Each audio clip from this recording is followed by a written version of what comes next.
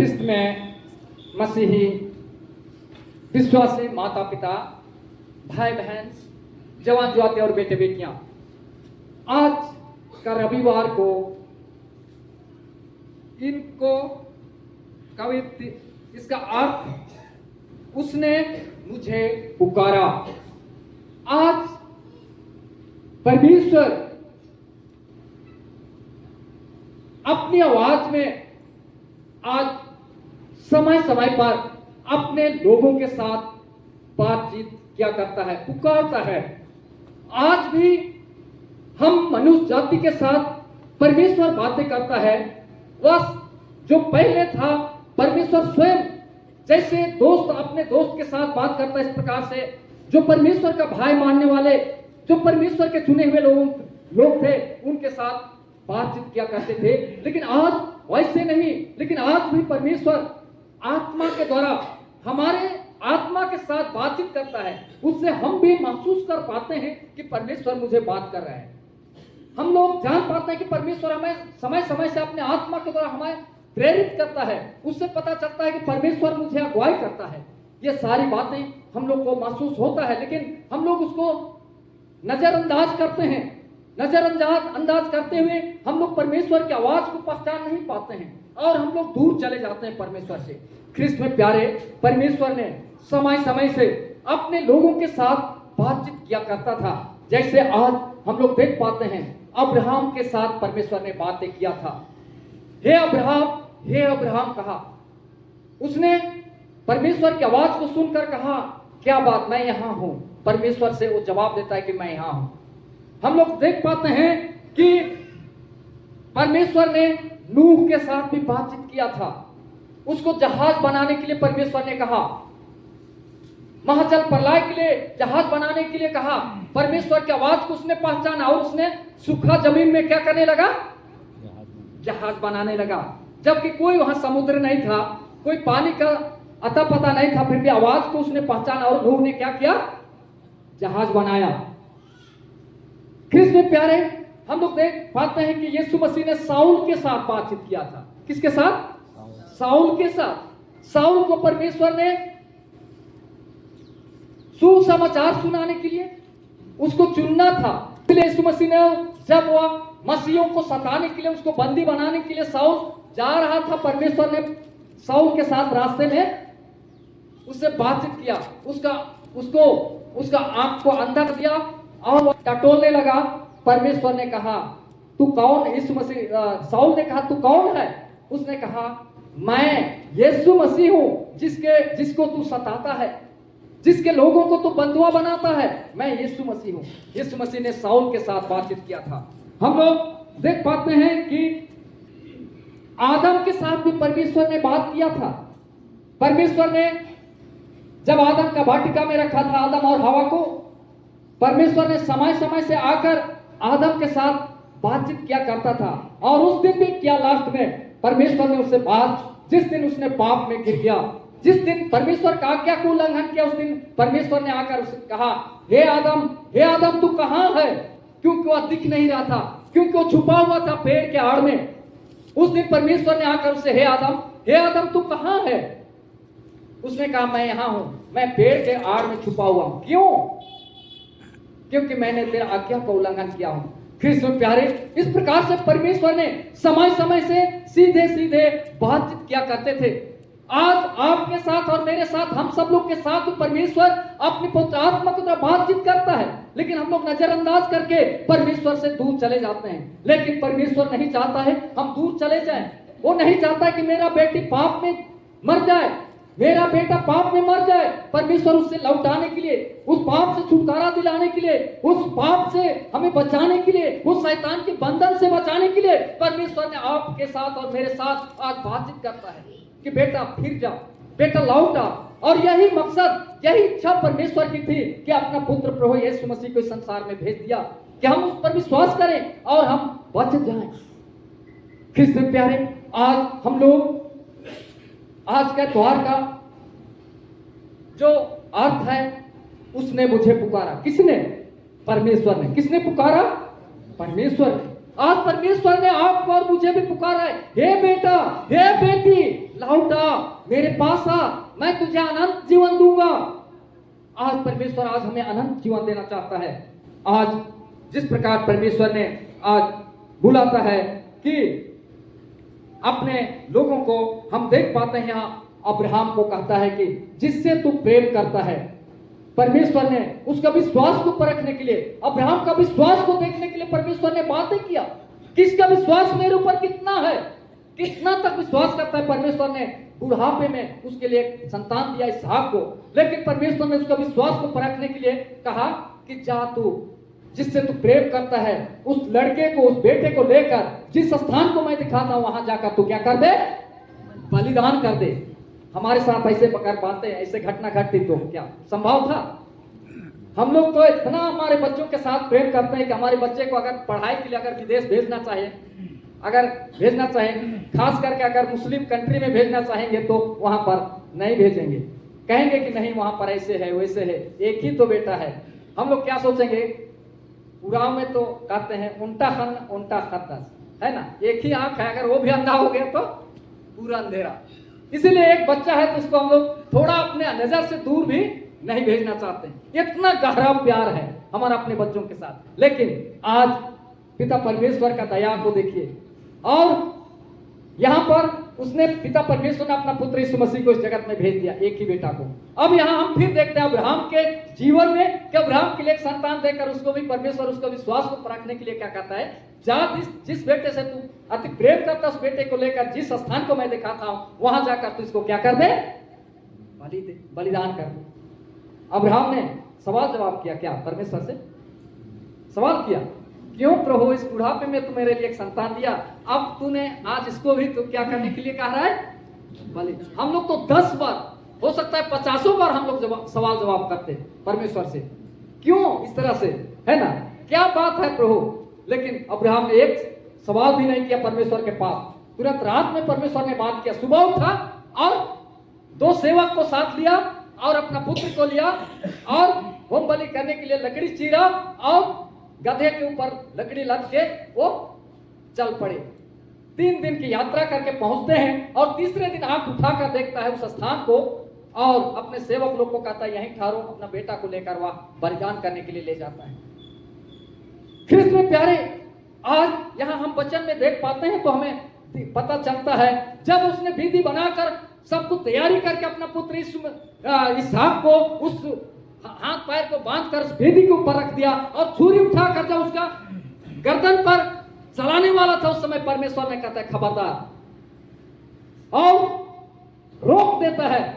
स्वर्गदूत आवाज मारती, खबरदार तेरा पुत्र के ऊपर तू कुछ हानि ना पहुंचा। मैं अब समझ गया कि तू मेरे साथ प्रेम करता है, परमेश्वर का भाई मानता है। ख्रिस्त में प्यारे ये कहानी नहीं है, आज हमारे पास जो पवित्र शास्त्र वचन जो आज परमेश्वर की आई कहानी नहीं है, किसी विद्वान ने लिखा नहीं है, ये सच्ची घटना आज हमारे जीवन में हम देख पाते हैं।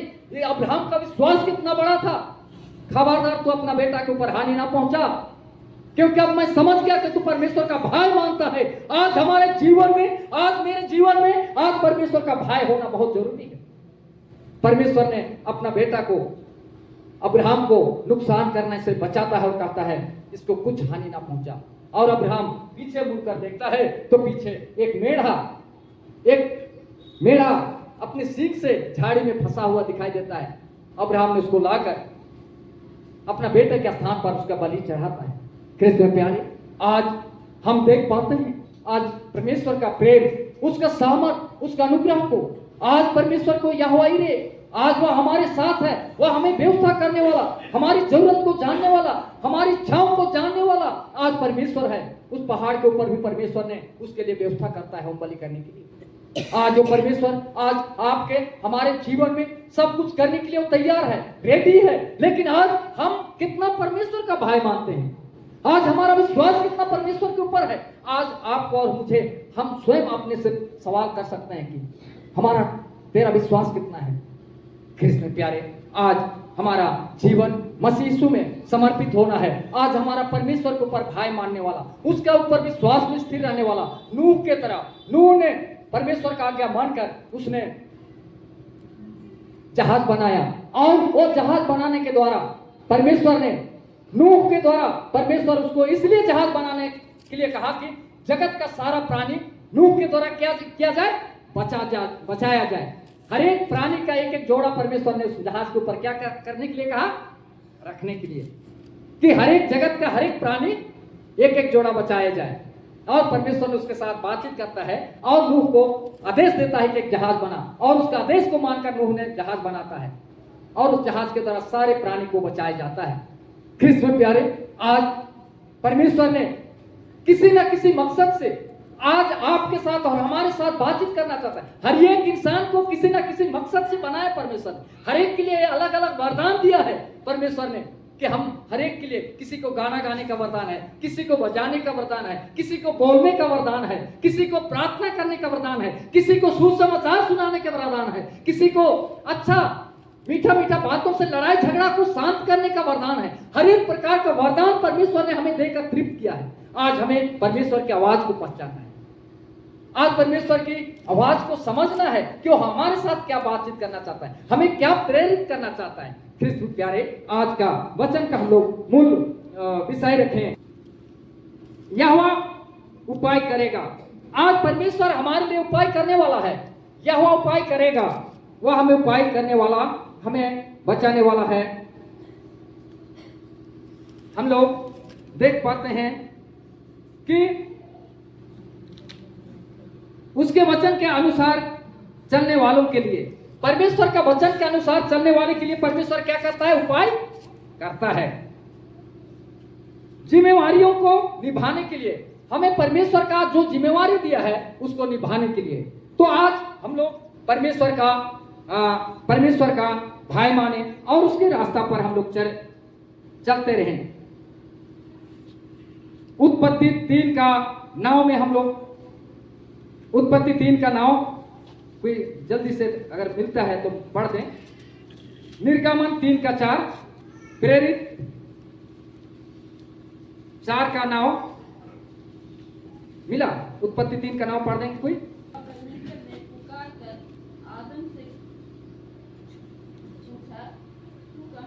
तू कहाँ है, हाँ। और निर्गमन 3 का 4,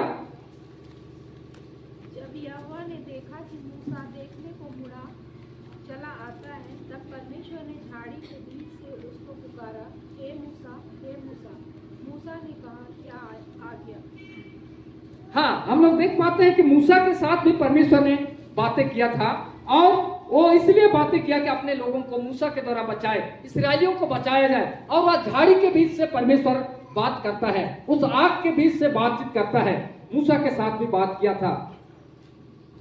यूहन्ना 10 का 3 में हम देख पाते हैं, उसके लिए द्वार खोल देता है, हाँ, और भेड़ें उसका सब सुनती हैं, और वह अपनी भेड़ों को नाम ले लेकर बुलाता है और बाहर ले जाता है। आज परमेश्वर हर एक का नाम जानता है, उसने पुकारा और भेड़ उसके शब्द सुनती है। आज ख्रिस्त में प्यारे, आज परमेश्वर हम सब लोग के साथ भी बातचीत करता है, आज आवाज देता है। आज परमेश्वर हर एक का नाम जानता है, नाम ले लेकर पुकारता है। आज किसी का नाम छुपा नहीं है, सबका नाम परमेश्वर अपने हथेली पर लिखा है। आज परमेश्वर सबको बुला रहा है, सबको अपने पास ले जाने के लिए वो चाहता है, अपने राज्य में ले जाने के लिए चाहता है। तो आज हम लोग परमेश्वर की आवाज को पहचाने प्यारे, आज परमेश्वर की बुलाहट को समझे। उसने हमारे लिए क्या, हमारे जीवन से क्या चाहता है, हमें हमारे लिए वो क्या भलाई चाहता है। आज उस बात को हम लोग को समझना और जानने की आवश्यकता है, और हम लोग परमेश्वर की राज्य के लिए हम लोग अपने आप को तैयार करेंगे। हम लोग देख पाते हैं कि परमेश्वर अपने हर एक व्यक्ति को किसी न किसी इच्छा और मकसद से वो बनाया है। तो हम लोग देख पाते हैं परमेश्वर का प्रेम कितना महान और हमारे जीवन के लिए है। हम देख पाते हैं शैतान बहुत चालाक है। हम लोग देख पाते हैं यीशु मसीह को, वह किस प्रकार से परीक्षा करता है। वह यीशु मसीह का पहला पाठ वचन में हम देख पाते हैं कि शैतान के हाथ में सब कुछ है। शैतान ने इस जगत को अपने कब्जे में ले लिया है और शैतान जानता है कि मनुष्य के लिए क्या जरूरत है और मनुष्य किस चीज से अधिक प्रसन्न है। इसीलिए शैतान ने यीशु मसीह को आखिरी परीक्षा किया था। वो ऊंचे पहाड़ पर ले जाता है और उस पहाड़ पर से सारा जगत को दिखाकर, वैभव को दिखाकर वो कहता है कि मुझे मेरे सामने गिरकर दंडवत कर, तो जो कुछ भी तू देख रहा है ना अपनी नजरों से, ये सब कुछ मेरा है, उससे मैं तेरे लिए दे दूंगा। शैतान जानता है कि इंसान इस जगत का चीज से ज्यादा प्रेम रखता है, दुनिया का वस्तु से ज्यादा प्रेम रखता है। इसीलिए शैतान यीशु मसीह के ऊपर भी यही वह हमला किया था।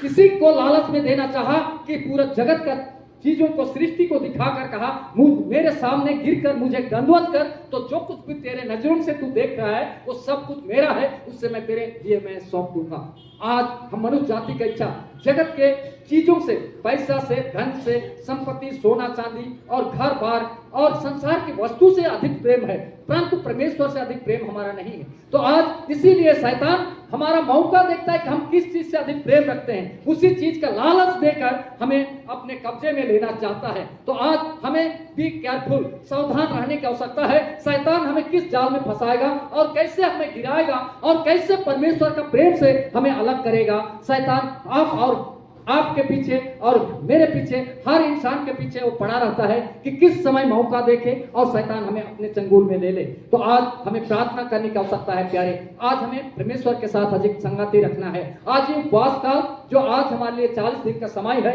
ये हमें बहुत पश्चाताप के साथ यीशु मसीह की क्रूस की ओर नजर उठाना है, उसके पास आना है और हमें प्रभु से प्रार्थना करना है, प्रभु आपने अपने पवित्र आत्मा का सामर्थ मुझे दे, ताकत दे प्रभु, ताकि मैं शैतान जो हमें अपने कब्जे में लेने के लिए बहुत तरह के लालच देकर अपने नियंत्रण में करना चाहे, मैं उससे बच सकूं। हे पिता मुझे सहायता कर। हम लोग प्रार्थना करेंगे, प्रभु अपने पवित्र आत्मा को देगा, क्योंकि परमेश्वर ने कहा मैं तुझे अकेले नहीं छोड़ूंगा, मैं तेरे लिए ऐसे सहायक दूंगा तो जो तेरी सहायता करे। वो सहायक यीशु मसीह ने पवित्र आत्मा को हमारे लिए दिया है। वो पवित्र आत्मा हर एक के लिए बराबर दिया हुआ है, लेकिन उसको हम कैसे ग्रहण करें और कैसे हम इस्तेमाल करें वो अपने ऊपर है। इसलिए ख्रिस्त में प्यारे, आज हम लोग प्रभु के पास आएंगे और आज इस उपवास काल में हम पश्चाताप के साथ प्रभु के लिए पास आए और अपनी गलतियों को माने, पापों को माने और प्रभु से हम लोग प्रेम करें और उसकी आवाज को हम लोग पहचाने जो उसने मुझे पुकारा। आज प्रभु बुलाता है, हमें आवाज मारता है, उसको हम लोग को पहचानना है।